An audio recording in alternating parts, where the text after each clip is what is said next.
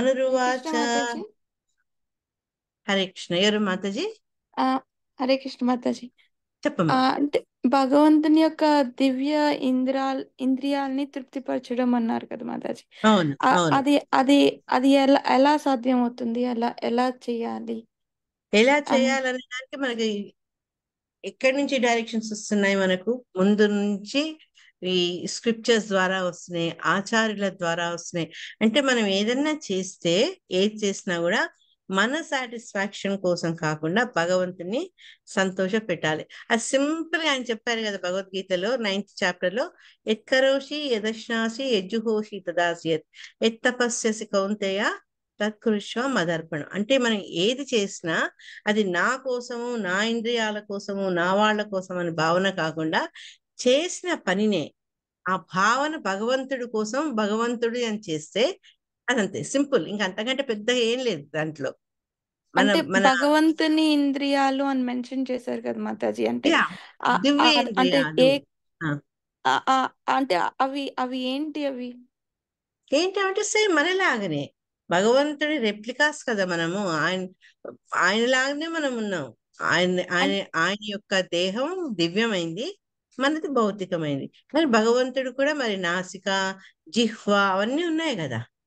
అంటే అట్లా ఆ ఒక్కొక్క ఇంద్రియాన్ని ఎలా సాటిస్ఫై చేసి ఇప్పుడు ఇప్పుడు మనకు అనుకోండి, భగవంతుని చూస్తే మన కళ్ళు మనకి సాటిస్ఫాక్షన్ వస్తుంది మన కంటికి. అలాగా ఆయన కళ్ళు సాటిస్ఫై అవ్వాలంటే ఏం చేయాలి?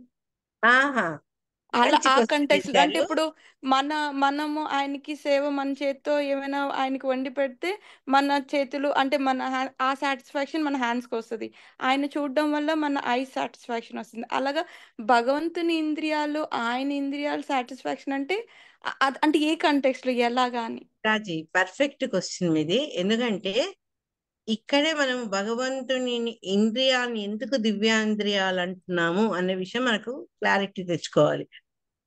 మనం ఏంటంటే మన లిమిటేషన్స్ లోనే చూస్తాం. మనం కళ్ళతో చూస్తున్నాం కాబట్టి దేవుడు కూడా కళ్ళతోనే చూస్తున్నాడు. మనం చేతులతో పని చేస్తున్నాం కాబట్టి ఆయన చేతులతోనే చేస్తున్నారు. కానీ బ్రహ్మ సంహితలో బ్రహ్మ చెప్తారు, అంగాని యస్య సకలేంద్రియ వృత్తిమంతి పశ్యంతి పాంతి కరయంతి చిరం జగంతి. అంటే భగవంతుడికి ఉన్న ఆ అమిత శక్తుల వల్ల మనకుండే లిమిటేషన్ లేదు. మనం కళ్ళతోనే చూస్తాం, చెవులతోనే వింటాం. కానీ ఆయనే ఏ అంగంతో అయినా ఏ పనైనా చేయగల సామర్థ్యం కలవాడు. కానీ ఓవరాల్ గా ఆయనకు సంతోషం కలిగించడం అనేది ఇక్కడ ఎట్లా చెప్పారంటే దివ్యేంద్రంలో ప్రీత్యర్థం అన్నారు. అంతేగాని ఆ, మనం అన్నం పెడితేనే అది తింటనే ఆయన నాలుకకు ఆనందం అట్లా కాదు. ఓకే తల్లి. ఓకే ఓకే మాతాజీ. Just you refer Hare that Krishna. శ్లోక. దాని తాత్పర్యం బ్రహ్మ సంహితలో ఉంది. అంగాని ఇస్తే సకలేంద్రియ వృత్తిమంతి. అందుకని భగవంతుడు మనం పెట్టే భోగాన్ని, ఆ నైవేద్యాన్ని కళ్ళతో గ్రహించి ఆయన తృప్తి పొందుతాడు. నిజంగా తినకుండానే ఓకే. ఆయన చూపుతో తీసుకొని heal get satisfied. Okay, okay. మనం మాతాజీ పెట్టే తను థ్యాంక్స్ ఏంటంటే మాతాజీ. దివ్య అంటే ఇంద్రియాలు ఒక్కొక్కటి మనం ఏ విధంగా సాటిస్ఫై చెయ్యాలి ఎలా అని అడుగుతుంది. చేయగలము మన అది మన ఏమీ మన లేదు రాజీ. ఎలా ఇంద్రియాలు అంటే మాతాజీ ఏమంటే మామూలుగా భగవంతుడి ఇంద్రియాలు దివ్యము అనేసి ఆ విధంగా చెప్తూ ఉన్నారు. మనం ఆ, ఏ సేవ చేసినా ఆయన టోటల్ గా హ్యాపీగా సాటిస్ఫై అవుతారు. అది దాని అది ఈచ్ ఓకే. ఎవ్రీ అంగాన్ని మనం సాటిస్ఫై చేయడం అట్లా ఏం ఉండదు భగవంతుడికి మనకున్నట్టు. ఆయనకి ఏం చేసినా మనము ప్రతిదీ ఆయన సాటిస్ఫై అవుతారు. అది ఒక్క పాయింట్. ఓకేనా? ఓకే. అది అర్థమైంది దానికి మాత. ఒక అంటే కండిషన్ అక్కడ చెప్పారు. మెన్షన్ చేశారు కదా. ఆ ఆ అవును, ఆ అంటే ఆ జస్ట్ ఆ- భగవంతుడి అది ఇంద్రియాలు ఎలాగని? దివ్య ఇంద్రియాలు మన ఇంద్రియాల కోసం ఎలా అయితే మనం కష్టపడుతూ ఉన్నామో అలాగా భగవంతుడి ఇంద్రియాలు సాటిస్ఫై చేయాలి, కానీ మనది కాదు అనే మీనింగ్ అది. ఓకే. Okay okay okay. ఇంకోటి ఓ, ఏంటంటే దానికి ఇంకా ముందు ఇంకో చిన్న చిటుకుడు అని చెప్పారు 9th చాప్టర్ లోనే. పత్రం పుష్పం ఫలంతోయం యోమే భక్త్యా ప్రయచితి తదహం భక్తి ఉపకృతం. ఆయనకి ఏది సంతోషం కలిగిస్తుంది అంటే భక్తి ద్వారా, ప్రీతి ద్వారా ఆయన కోసం చేసే ప్రతి సేవ ఆయనకు ప్రీతి కలిగిస్తుంది. ఓకే తల్లి. ఓకే మాతాజీ. థ్యాంక్ యూ ఎట్లా ఆయనకు మాతాజీ. ఎట్లా ప్రీతి కలిగిస్తాము అంటే మనం చేసే సేవ మొక్కుబడిగా కాకుండా భగవంతుడి పట్ల విశ్వాసంతో, ప్రీతితో, భక్తితో చేస్తే, భయంతో కాదు. భయం అనే అవును. విషయం మనకు మనకు తర్వాత తర్వాత పెద్దవాళ్ళు చెప్పి భయపడి దేవుడు కళ్ళు పోతాయి నీకు, దేవుడు కోపం వస్తుందని చెప్తారు. ఎందుకంటే ముందు భయంతో చెప్తారు మనకు ఆర్డర్లో పెట్టేందుకు మనల్ని. కానీ అవును మనం పెరుగుతుంటే ఎప్పుడైతే భక్తిపరంగా ముందుకు వస్తుంటామో మనకు కావాల్సింది ఆయన పట్ల ప్రీతి. ఓకే తల్లి. అవును హరే మాతాజీ. కృష్ణ. థ్యాంక్ యూ మాతాజీ. It's Hare good Krishna. Question. మళ్ళీ నీకు ఎప్పుడైనా టైం ఉంటే ఒక్కసారి ఆ శ్లోకం మొత్తం చదవమా విత్ పర్పోర్ట్. ఓకే. ఓకే మాతాజీ. Hare thank you. Krishna. Hare Krishna. So ఇప్పుడు హరే మనం కృష్ణ అడుగుతామన్నమాట. మాతాజీ. చెప్పండి. ఇప్పుడు అలా మెన్షన్ ప్రతిదీ కూడా మనకి దివ్య శక్తులు, దివ్యేంద్రియాలు అలా మనకి మెన్షన్ చేస్తుంటారు. మన ఇంద్రియాలు లాంటివి కావు, అవును, అతనివి దివ్యేంద్రియాలు అని చెప్పడం కోసం కూడా అలా మెన్షన్ చేశారంటారా? అంతే. అంటే అతని యొక్క దివ్యత్వం తెలిసేందుకు మనం ఏంటి మన అదే పరిధిలోనే ఆలోచిస్తాం కాబట్టి అదా కాదు. ఆయన యొక్క దేహము, ఆయన ఇంద్రియాలు అవన్నీ దివ్యం అని చెప్పేందుకు ఆ రకంగా మెన్షన్ మరొకసారి చేస్తున్నారు అన్నమాట. అదే అలా అని నేను అనుకున్నాను మాతాజీ. అదే కరెక్ట్. ఈ శ్లోకం చదవండి ఎవరైనా. నేను చదివానా లేదా? ఓకే. నేను మనురువాచ. ఇంకా చదవలేదు మాతాజీ. అదే ఆదేశేహం భగవతో వర్తేయామీవ సూదన స్థానం త్విహానుజానీహి ప్రజానాం మమ చ ప్రభో. ఎస్ మాతాజీ చదవండి. నేను చదివినా మాతాజీ? చదవండి సన్యాసి చదవండి.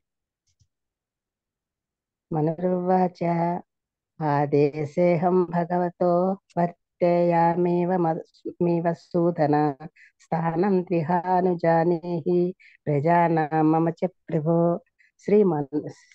శీల ప్రభుపాదికి శ్రీ మనువు పలికెను, హే ప్రభు పాప సంహార, నేను నీ ఆజ్ఞాబద్ధుడను. నీ స్థానమును నా నుండి ఉద్భవించడు జీవుల స్థానమును దయతో ఇప్పుడు తెలియచేయుడు. హరే కృష్ణ. ఇక్కడ వన్ సెకండ్ స్క్రీన్ పోయింది తల్లి. ఇక్కడ చక్కటి సంబోధన ప్రభో అని ఆయన ప్రభువుగా అంగీకరిస్తూ ఆయన ఏం చెప్పారంటే ఆయన యొక్క గుణాన్ని పాప సంహార అమీవ సూదన అంటే సమస్త పాపాలను సంహారం చేసే శక్తి గలవాడా ఓ బ్రహ్మదేవ అని చెప్తూ ఆయన ఏమన్నారంటే నాకు దయతో అనుజానీహి అంటే దయతో చెప్పండి. ఏం చెప్పమంటున్నారు?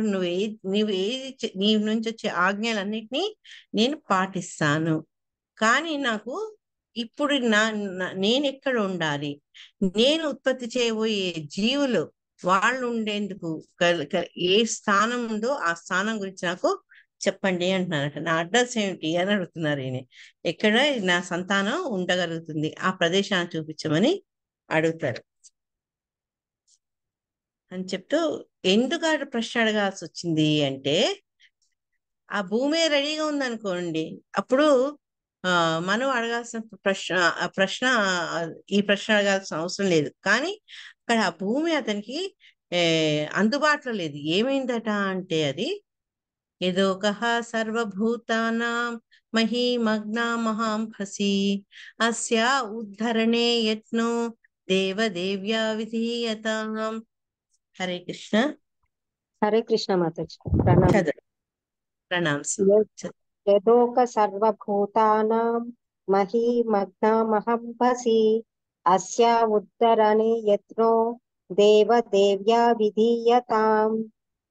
ఓ దేవత ప్రభు, సకల జీవులకు నివాస స్థానమైన కారణమున ధరణిని పైకి లేవనెత్తుటకు యత్నింపుము. అది ఇప్పుడు మహాజలం మందు మునిగి ఉన్నది. నీ యత్నము చేతను మరియు భగవత్ కరుణ చేతన ఆ కార్యము సాధ్యపడగలదు. హరే కృష్ణ మాతాజీ. థ్యాంక్ యూ హరే మాతాజీ. థ్యాంక్స్ అమ్మా. అసలు ఏ భూమి మీద ఏ ధరణి మీద తను ఉంటూ తన సంతానాన్ని అతను ఉత్పత్తి చేయగలుగుతాడో అటువంటి ఆ స్థానము లేదనమాట, ఇప్పుడు అందుబాటులో లేదు. ఏమైంది అంటే అన్నిటికీ నివాసం ఉండే ఆ నివాస స్థలమైన ప్రదేశము భూమిలోకి మహాజలములోకి అది మునిగిపోయింది అన్నట్టు. ఈ భూమి అంతా ఏంటి ఆ మహాజలములందు మునిగిపోయింది. దాన్ని నేను తీయను, నాకు సాధ్యం కాదు. అది కేవలం నీ ప్రయత్నంతో కూడా కాదు, భగవంతుడి కరుణ వల్ల. అంటే మనం ఏ ప్రయత్నం చేసినా భగవంతుడు శాంక్షన్ చేయకపోతే ఆ పనులు మనం ఎంత కష్టపడ్డా కూడా అవి సాధ్యం కాదు. అందుకని నీ యత్నం వల్ల దాని భగవంతుడి కరుణ వల్లనే ఆ ధరణి, అంత పెద్ద ధరణి, అంత గొప్ప ధరణి మహాజలాల్లో మునిగి ఉంది. దాన్ని బయటికి తీయడం మీకే సాధ్యం అవుతుంది అని చెప్తున్నారు అనమాట. శిలా ప్రభుపాద వారు ఏం చెప్తున్నారంటే, ఆ మహాజలం అని ఏదైతే మనువు చెప్తున్నారో అది విశ్వంలో సగం భాగం ఆక్రమించినటువంటి గర్భోదక సముద్రం. మనం ఇద్దరు కూడా నేర్చుకున్నాం. ఇది మహావిశ్వం నుంచి అనేక బ్రహ్మాండాలు రావడము, దాంట్లో సగభాగము నీరు నింపి అనే ఆదిశేషం మీద గర్భోదక శాయి విష్ణు శయనించడం, అదంతా గర్భోదక వాటర్. ఆ దాంట్లో ఈ భూమి లోపలికి అడుగు వెళ్ళిపోతుంది అనమాట. అప్పుడు మైత్రేయుడు చెప్తాడనమాట ఈ కథనాన్ని ఇంకా కంటిన్యూ చేస్తూ. మైత్రేయోవాచ పరమేష్టి త్వపాం మధ్యే తథా సన్నామవేక్ష్యగాం కథమేనా సమున్నేష్య ఇతి దధ్యౌ ధియా చిరం. హరే కృష్ణ. చదవాలా మాతాజీ? చదవండి మాతాజీ. మైత్రేయ ఉవాచ పరమేష్టి త్వాపం మధ్యే తదా సన్నామవేక్షగాం కథామేనం సమున్వేష్య ఇతి దదౌ ధియా చిరం. శ్రీ మైత్రేయుడు చదవండి. ఏంటి మాతాజీ? దధ్యౌ, అది ఇది దధ్యౌ ధియా చిరం. కొంచెం. శ్రీ మైత్రేయుడు పలికెను, ధరణి జలమునందు మునిగి ఉండుటను గాంచి దానిని ఏ విధంగా ఉద్ధరించవలెననుచు బ్రహ్మదేవుడు దీర్ఘకాలము ఆలోచించాను. హరే కృష్ణ మాతాజీ. హరే కృష్ణ. శిలా ప్రభుపాదుల వారు మనకు భాషలు చెప్తున్నారు. నేను ఎన్నోసార్లు కూడా చెప్పాను, అంటే మనకు కొన్ని ఈ కథలు లేకపోతే ఈ పాస్ట్ టైమ్స్ రిపీట్ అవుతుంటాయి కదా. ఇవన్నీ ఏంటంటే వివిధ కల్పాలకు సంబంధించింది. అది అన్ని ఒకటే కల్పంలో జరిగి ఉండదు. ప్రతి కల్పాంతంగా రావడము, తర్వాత మళ్ళీ కల్ప ఆరంభం కావడము, మళ్ళీ అన్ని మొదలవడం, ఇవన్నీ జరుగుతుంటాయి కదా. కాబట్టి ఏంటంటే ఇవి వివిధ కల్పాలకు సంబంధించినవి. ఇప్పుడు ఈ ఏదైతే బ్రహ్మ మన యొక్క చర్చ, తర్వాత ధరణి గర్భోదక సముద్రాల్లో మునిగిపోవడం, ఇవన్నీ ఏంటి అంటే శ్వేతవరాహ కల్పానికి చెందినది అని ఆయన చెప్తున్నారు అనమాట. చెప్పి ఈ అధ్యాయంలో మళ్ళా చక్షుష మన్వంతరానికి సంబంధించిన విషయాలు కూడా చర్చించారు అని మనకు ముందే సూచిస్తున్నారు. మనలో కన్ఫ్యూజన్ కాకుండా ఉండేందుకు ఆ క్లారిఫికేషన్, ఆ వివరణ మనకు శిలా ప్రభుపాదులు ఇస్తున్నారు. అంటే దాన్ని ఎవరు చెప్పారంటే జీవ గోస్వామి ఆయన కథనం ద్వారా, అంటే ఆయన యొక్క చెప్పడంలో ఇది ఫస్ట్ అయింది శ్వేతవరాహ కల్పంలో, ఆ తర్వాత వచ్చేది చాక్షుష కల్పంలో అని చెప్తున్నారు అనమాట. 17వ శ్లోకంలో ఇంకా బ్రహ్మ ఆలోచన మొదలవుతుంది. ఎట్లా చేయాలి, ఆ ధరణిని ఎలా పైకి గుంజాలి, పైకి లేయాలి, నా వల్ల అవుతుందా ఆ పని, అవంతా ఆయన ఆలోచిస్తుంటారు.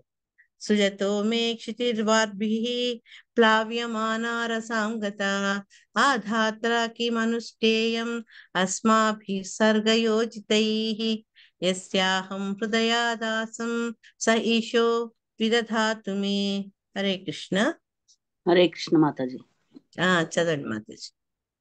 సృజతో మే క్షితిర్వార్భిః ప్లావ్యమానా రసాంగత అథాత్ర కిమనుష్ఠేయం అమస్మాభిం స్వర్గయోజితః యస్యాహం హృదయాదాసం స ఈశో విదధాతు మే.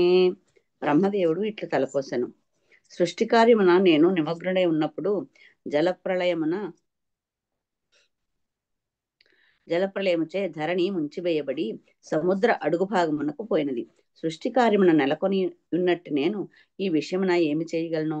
కనుక భగవానుడే నాకు మార్గదర్శనము చేయుట పరమోత్తమము కాగలదు. హరే కృష్ణ మాతాజీ. హరే కృష్ణ. మళ్ళా కథ మొదటికి వచ్చింది అన్నమాట. బ్రహ్మదేవుడు అనుకుంటున్నాడు, నేను ఈ సృష్టి కార్యం ఏదైతే భగవంతుని ఆజ్ఞతో నేను విసర్గను పునః సృష్టిని చేస్తున్నానో, ఆ ప్రయత్నాలు నేను ఉన్నప్పుడే ఆ ప్రళయ జలాలు మనం తెలుసుకున్నాం కదా. ఎప్పుడైతే బ్రహ్మ ఆలోచిస్తుంటే పెద్ద పెద్ద గాలులు రుయ్యడము, తర్వాత జలం అంతా పైకి రావడం, ఆ ప్రళయ జలాల్లో ధరణి అడుగుకెళ్ళిపోయింది అనమాట, సముద్ర అడుగు భాగంకి పోయింది. అందుకే నేనేమో నా పనిలో నేను నా సృష్టి కార్యం చేసే పనులు నేనున్నాను, కాబట్టి నేను దీని గురించి ఏం చేయలేకపోయా. ఇప్పుడు దాన్ని ఏం చేయాలనే విషయం నాకు కేవలము భగవంతుడే మార్గదర్శనం చేయించాలి. అంటే ఆయన్ని మించిన ఉత్తమమైన మార్గదర్శకుడు ఇంకెవ్వరు లేరు, ఆయన ద్వారానే నాకు మార్గదర్శకం కావాలి అని అంటారు. శిలా ప్రభుపాదుల వారు ఏమన్నారంటే, సామాన్యంగా భగవద్భక్తులు అంటే భగవంతుని ఆంతరంగిక సేవకులు, కాన్ఫిడెన్షియల్ డివోటీస్, వాళ్ళు ఏంటంటే కొన్నిసార్లు వాళ్ళ విధి నిర్వహణలో కొన్నిసార్లు కలత చెందొచ్చు. కానీ అట్లని వాళ్ళు నిరుత్సాహానికి గురికారు. ఎందుకు అంటే భగవంతుడి మీద ఉండే సంపూర్ణ విశ్వాసం.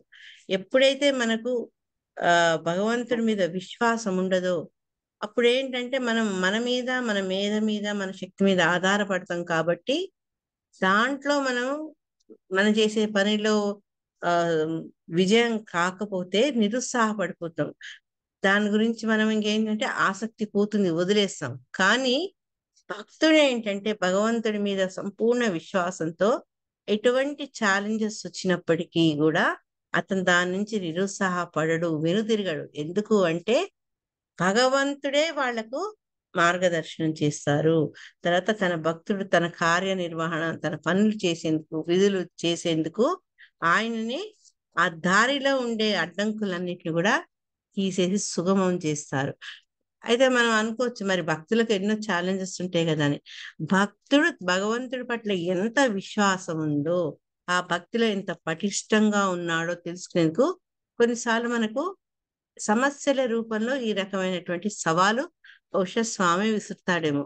కానీ ఎప్పుడైతే మనం పూర్తి ఆయనకు శరణాగతులమై ఉంటామో అప్పుడు మన కర్తవ్య నిర్వహణ చక్కగా అయ్యేందుకు భగవంతుడే ఆ మార్గాన్ని సుగమం కూడా చేస్తారు. సో ఈ ఆ ఆ భగవంతుడి పట్ల ఉండే విశ్వాసము బ్రహ్మకే రకంగా ఉపయోగపడింది అనేది నెక్స్ట్ శ్లోకాలో తెలుస్తుంది. ఇత్యభిధ్యాయతో నాస వివరా సహసానఘ వరాహతోకో నిరగాత్ అంగుష్ట పరిమాణక. వచ్చేసారు వరాహ స్వామి. హరే కృష్ణ. చదవండి మాతాజీ ఎవరైనా. హరే కృష్ణ మాతాజీ. ఇత్యభిధ్యాయతో నాసా వివరాత్ సహసానఘ వరాహతోకో నిరగాత్ అంగుష్ట పరిమాణకః. హరే కృష్ణ. రాధే భగవానికి జై. చదమ్మా. ఓ పాపరహితుడవగు విదురా, బ్రహ్మదేవుడు ఆ విధముగా ఆలోచన మగ్నుడై ఉండగా అతని నాసాంధ్రము నుండి ఒక చిన్న వరాహ రూపము బయటకు వచ్చెను. అది అంగుష్ట మాత్ర పరిమాణములో నుండి. హరే కృష్ణ. హరే కృష్ణ. అయితే ఈ రకంగా ఆలోచిస్తున్నాడు బ్రహ్మ. నాకు భగవంతుడు తప్ప ఇంకెవరు మార్గదర్శకంగా చూపించలేరు, నేను నా కర్తవ్య నిర్వహణలో నేను మునిగి ఉన్నప్పుడు ఇట్లాంటి పని జరిగింది, ఇవన్నీ ఆలోచిస్తున్నారు కదా. అట్లా ఆలోచన ఎప్పుడైతే ఆలోచిస్తున్నారో, ఆలోచనల్లో మునిగి ఉంటారో, ఆయన నాశనం నుంచి ఒక చిన్నగా వరాహ రూపం బయటికి వస్తుంది. అది ఎట్లా ఉందంటే అంగుష్టం మాత్రంలో, మన అసలు యాక్చువల్గా అంగుష్టంలో సగం అని చెప్తారనమాట. అది అంత చిన్న ఆకారము నాశనం నుంచి బయటకు వస్తుంది. ఇక్కడ నేను ఎప్పుడో చాలా రోజుల కింద రాధానంద స్వామి లెక్చర్ గుర్తుకొస్తుంది నాకు.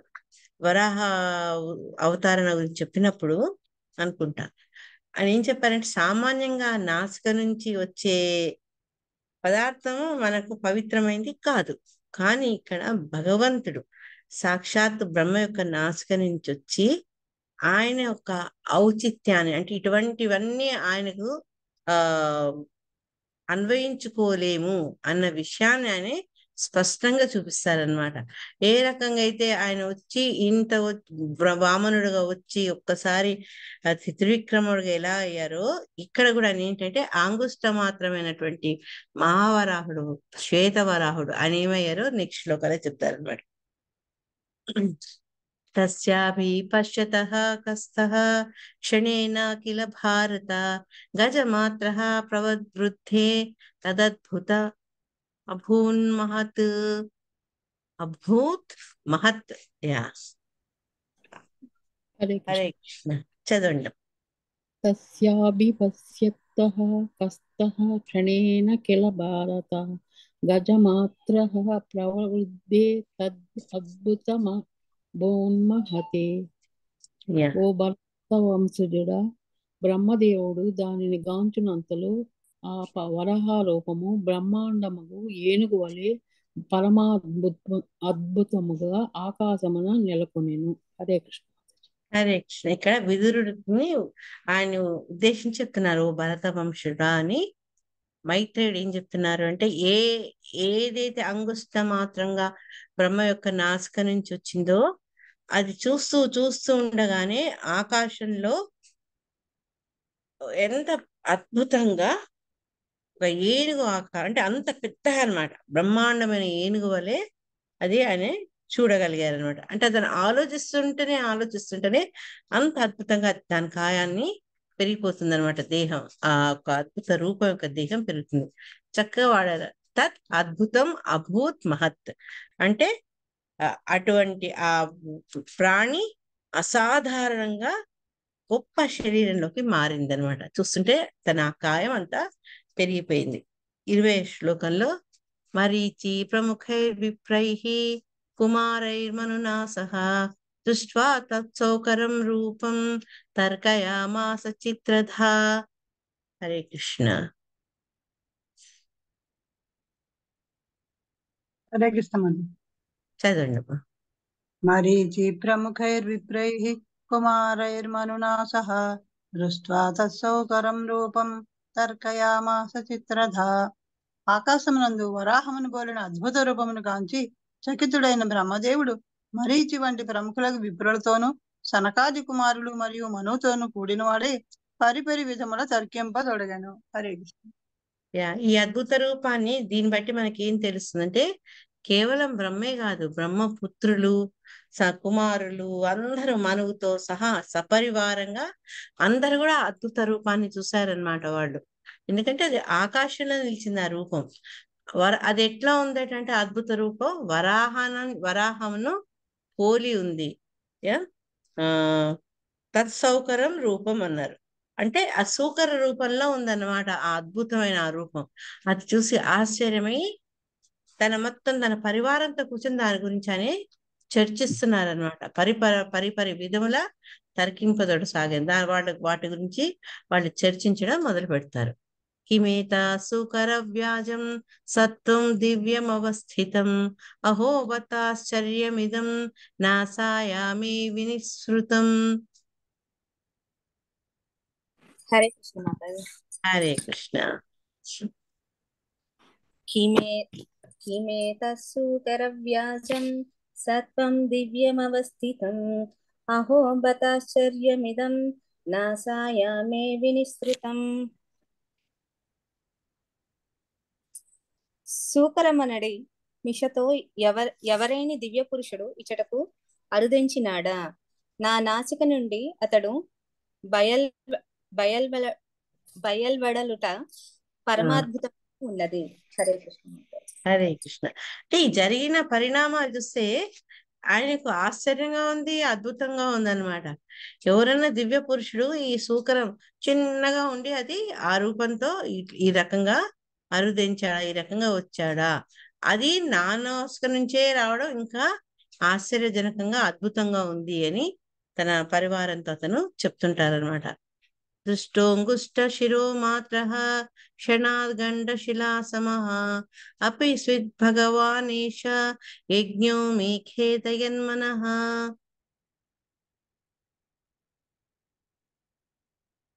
ఇప్పుడు అతను తెలుసుకుంటున్నారు. హరే కృష్ణ. ఇప్పుడు ఆయనకు నమ్మకం కలుగుతుంది మెల్లమెల్లగా. ముందేమో దివ్య పురుషుడు అన్నారు, దివ్య పురుషుడు కాదు ఈయన విష్ణువేనేమో అన్న ఆలోచన బ్రహ్మలో కలుగుతుంది. చెప్పండి. హరే కృష్ణ మాతాజీ. దృష్టో అంగుష్ట శిరో మాత్ర క్షణదండ శిలా సమః అపి స్విద్ భగవానేష యజ్ఞో మే ఖేదయన్మనః. మొట్టమొదట ఈ వరాహం అంగుష్ట మాత్ర పరిమాణమున గోచరించెను. తక్షణమే గండశిలతో సమానముగా పెద్దగనైనది. ఈ విషయమున నా మనసు మోహగ్రస్తమగుచున్నది. ఇతడు దేవదేవుడగు విష్ణువా ఏమి? హరే కృష్ణ.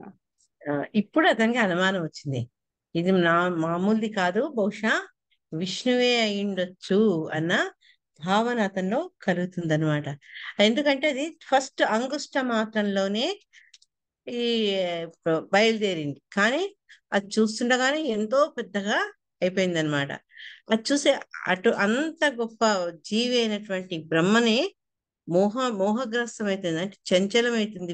ఆయనకు అర్థం కావట్లేదు ఏం జరుగుతుందో, ఆ మోహానికి లోనవుతున్నారు అని చెప్పి బహుశా ఇతను ఆ దేవదేవుడైన విష్ణువా ఏంటి అని అడుగుతున్నారు. ఇక్కడ యజ్ఞ అని అంటే విష్ణువు. దీని గురించి ఒక చిన్నది మీకు మీ దృష్టికి తీసుకొచ్చేది ఏంటంటే, మనం 11వ అధ్యాయంలో చదువుకున్నప్పుడు ఈ మన్వంతరాలో, ప్రతి మన్వంతరాలో ఎవరెవరు వస్తారనుకున్నాం మనం? ఎవరికైనా గుర్తుందా? సప్త ఋషులు, హరే కృష్ణ మాతాజీ. దేవతలు, సప్త ఋషులు, అష్టవసువులు, ఆ రుద్రులు, ద్వాదశాదిత్యులు అందరు వస్తారని చెప్పారు మాతాజీ. కాదమ్మా, సప్త ఋషులు, దేవతలు, ఇంద్రుడు, మనువు, మనువు యొక్క పరివారము, వీళ్ళు కాక మనకు 12వ స్కందంలో 7వ అధ్యాయంలో ఇంకేం చెప్తారు అంటే, వీళ్ళందరూ కాక భగవంతుడి యొక్క అంశావతారాలు కూడా వస్తాయి అని చెప్తారనమాట. కాబట్టి ఈ కల్పంలో విష్ణువుని యజ్ఞావతారంగా చెప్పుకుంటారనమాట. అందుకని ఇక్కడ బ్రహ్మదేవుడు ఏమన్నారు అంటే ఏష యజ్ఞ మేనా అని అంటున్నారు. అంటే ఇతను దేవదేవుడైన విష్ణువేనా అని అతనికి సందేహం కలుగుతుంది అనమాట. కలిగి శిల ప్రభుపాదుల వారు ఏం చెప్తున్నారంటే, అందరిలో ఉత్కృష్టమైనటువంటి, అందరిలో గొప్ప జీవి అయినటువంటి బ్రహ్మ ఎప్పుడు అటువంటి రూపాన్ని చూడలేదు.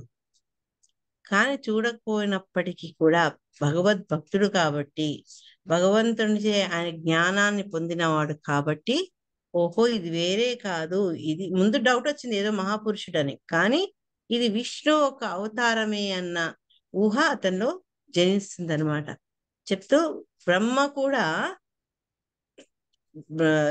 అంటే మనలాగనే మనందరిలో ఉత్తముడు అధికుడు అయినప్పటికీ కూడా భగవంతుడి అవతారాల్లో చూపించే అసాధారణ లక్షణాలు అవి బ్రహ్మను కూడా మోహగ్రస్తం చేస్తాయి. మనం చూసాం కదా, కృష్ణుడుగా వచ్చినప్పుడు ఆయన ఆ గోవులతో గోపాలతో ఆడుతుంటే అతను మోహగ్రస్తుడై అతన్ని పరీక్షించే ప్రయత్నంలో భంగపడి మళ్ళా భగవంతుడిని ఆశ్రయిస్తాడు. ఈ రకంగా ఏంటంటే అంత ఉన్నతమైనటువంటి బ్రహ్మదేవుని మనసు కూడా మోహగ్రస్తం చేస్తే ఆ భగవంతుని యొక్క అసాధారణ లక్షణాలు అని శిలా ప్రభుపాద భాషలో చక్కగా చెప్పారు. ఇంకొక శ్లోకం చేసి ఆపైన అన్ని చిన్నవి కాబట్టి యా ఇది మీమాంస కొంచెం పైకి రానియమ్మా. ఇది మీమాంస తస్య బ్రహ్మణః సహ సూనుభిః భగవాన్ యజ్ఞ పురుషో జగర్జాగేంద్ర సన్నిభః జగర్జ అగ ఇంద్ర. యా చదవండి మాతాజీ ఎవరన్నా. హరే కృష్ణ మాత. హరే కృష్ణ చదవండి. ఇతి మీమాంసతస్తస్య బ్రహ్మణః సహ సూనుభిః భగవాన్ యజ్ఞ పురుషో జగర్జగేంద్ర సన్నిభః. మీరెందుకు మీరు 2 సార్లు అన్నారంటే జగర్ జాగేంద్ర, మీకే తెలుస్తుంది అక్కడ ఏదో చిన్న తప్పు అయిందని, అందుకని 2 సార్లు చదివారు, 2 సార్లు దీర్ఘం మర్చిపోయారు. జగర్ జాగేంద్ర సన్నిభః. చదవలేదు. ఈ No విధంగా problem. బ్రహ్మదేవుడు తన పుత్రులతో చర్చించుచుండగా విష్ణు భగవానుడు గొప్ప పర్వతం వలె గంభీరముగా గర్జన చేసెను. హరే కృష్ణ. హరే కృష్ణ. ఆయన ఇంకా వాళ్ళంతా తర్జన భర్జనలే చేస్తున్నారు తన పరివారంతో, పుత్రులతోటి బ్రహ్మదేవుడు. కానీ మరి స్వామి ఊరుకోరు కదా, ఆయనే నేనున్నాను ఇక్కడ అని అది గంభీరంగా గర్జిస్తారనమాట. ఆయన చేసిన ఏమంటారు ఆ చప్పుడు బ్రహ్మ యొక్క ఆలోచనలకు ఇంకొంచెం బలం చేకూరుస్తుంది. అది ఏ రకంగా అనేది మనం నెక్స్ట్ శ్లోకాల్లో చదువుకుందాం. అంటే ఈయన యొక్క గర్జన వల్ల బ్రహ్మదేవుడిలో ఉండే సందేహాలన్నీ పోతాయన్నమాట.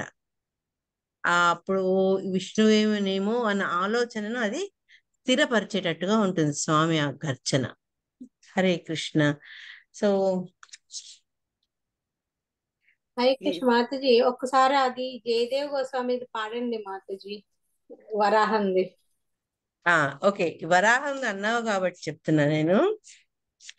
ఈ నేను ఒక లెక్చర్లు ఏమి విన్నానంటే, మైత్రేయుడు ఎప్పుడైతే విదురుడితోటి అప్పుడు చెప్తూ ఉంటారో, అతను ఒక ఎక్సైట్మెంట్ తో, ఒక ఆనందంతో రెండిటి గురించి చెప్పేస్తాడు అనమాట. మహావరాహుడి గురించి చెప్తారు, తర్వాత వచ్చే ఏ అవతారం ఆయన నీల అంటారు, ఎరుపు అంటారు, ఆ అవతారం గురించి కూడా, వరాహ అవతారం గురించి కూడా చెప్తారు. అది మనకు ఒక రకమైనటువంటి కన్ఫ్యూజన్ సృష్టించే ఛాన్స్ ఉంది కాబట్టి దాన్ని మన ఆచార్యులు దానివల్ల మనలో ఉండే అనుమానాన్ని తీర్చేందుకు వాళ్ళు ఏం చెప్పారు అంటే, ఇది ఒక్కసారి వచ్చింది కాదు. ఎందుకంటే ఈ ఫస్ట్ వచ్చిన వరాహ అవతారము అది శ్వేత వరాహ అవతారము. అది మనం ఇప్పుడు ఈ 3వ స్కందంలో 13వ అధ్యాయంలో 16 నుంచి 30 శ్లోకాల దాకా ఆయన యొక్క ప్రస్తావన ఉంటుంది. మళ్ళా ఇదే అధ్యాయంలో తర్వాత 31 నుంచి 33 దాకా మళ్ళా నీలవరాహ ఉంటుంది అనమాట. మనకు ఎందుకు క్లియర్ గా తెలిసిండాలి అంటే, ఈ రెండు ఒకటే కల్పంలో వచ్చినవి కాదు. ఎందుకు అంటే ఈవెన్ వాటి యొక్క ఆ ఉద్భవించడం కూడా వేరువేరు భిన్నంగా ఉన్నాయి. మొట్టమొదటి వచ్చిన శ్వేతవరాహం బ్రహ్మ యొక్క నాసికల ద్వారా వస్తుంది. తర్వాత అది స్వయంభూవ మనువు, మొట్టమొదటి మనువు యొక్క కాలంలో ఉద్భవిస్తుంది. ఆయన వచ్చి చేసిన పని ఏంటంటే, ఏదైతే ధరణి గర్భోదక ఓషన్ల కిందికి వెళ్ళిపోతుందో దాన్ని పైకి తీసుకొస్తారు. అది శ్వేతవరాహ చేస్తారు. మళ్ళీ నెక్స్ట్ చాప్టర్ లో కూడా దీని గురించి మాట్లాడతాం మనము. అయితే నీలవరాహ ఎందుకు ఆయన ఎట్లా వస్తారంటే, నీటి నుంచే ఉద్భవిస్తారు ఆయనే. తర్వాత చక్షుష మనువు కాలంలో, అంటే మన స్వయంభూ కాలంలో ఫస్ట్ వరాహ వస్తే మళ్ళీ చక్షుష అంటే 6th మన్వంతరం. ఈ ఆయన కాలంలో ఈ వరాహుడు వస్తారు. వచ్చి ఆయన ఏం చేస్తారంటే, హిరణ్యాక్షుడు బాగా మైనింగ్, ఆయనకు హిరణ్యం అంటే బంగారం మీద ఉండే మక్కువతోటి, మోజుతోటి, ఆశతోటి అంత తవ్వుతూ ఉంటాడనమాట. అప్పుడు అది భూమి ఆకర్షణ శక్తిని కోల్పోయి అది కిందికి వెళ్ళిపోతుంది అనమాట జలాల్లో. అప్పుడు మళ్ళా భగవంతుడు వరాహావతారంలో వచ్చి హిరణ్యాక్షుణ్ణి చంపడము, ధరణిని మళ్ళా నీటి మీద తేలేలా చేయడం చేస్తారనమాట. సో రెండు రకాలుగా, రెండు సమయాల్లో, రెండు కల్పాల్లో వస్తారనమాట స్వామి. చదువు తల్లి. సో వరాహ పేరెంట్స్ బట్టి మనం ఒక్కసారి ఆయన తలుచుకుందాం. రెడీగా ఉందా మాతీజీ? మీ దగ్గర లేదా? నేను తీయాలి డ్రాలో నుంచి బుక్. ఒక్క నిమిషం. అది మధ్యలో నాకు కట్ అవుతుందేమో అనేసి నేను మీకు చెప్పాను. అదెంత 4 లైన్లు కదా తల్లి. ఒక్క నిమిషం. ఇది ఆదివరాహమూర్తి అని కూడా అనాలట మాతాజీ. వరాహం అనకూడదు, వరాహమూర్తి అని కూడా అనకూడదట. అవును.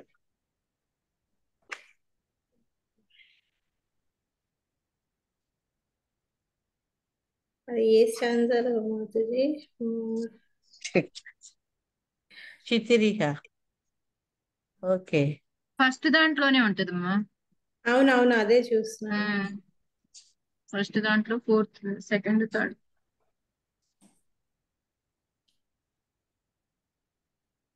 నేను 3rd ఓపెన్ చేసి చూస్తున్నాను చూడండి మాతాజీ. ఇలాగే ఉంటది. 3rd గీత గోవిందంలో చూస్తున్నాను నేను. సూకర రూప అదేనా కదా మాతాజీ? వసతి దర్శన శిఖరే. వసతి దర్శన శిఖరే గోపాల కృష్ణ ధరణి తవ లగ్న శశిని కలంక కలేవని మగ్న కేశవాధృత సుకర రూప జయ జగదీశ హరే. హరే కృష్ణ మాతాజీ. శ్రీ వరాహమూర్తి భగవాన్ అపేరెన్స్ కి జై. ఈ రకంగా బ్రహ్మ ఆలోచిస్తుంటే భగవంతుడు వరాహమూర్తి అవతారంతో ఆయన ముందు ప్రత్యక్షం అవుతారు. అయినాక ఏమవుతుంది తర్వాత అనేది మనం రేపు తెలుసుకుందాం. హరే కృష్ణ.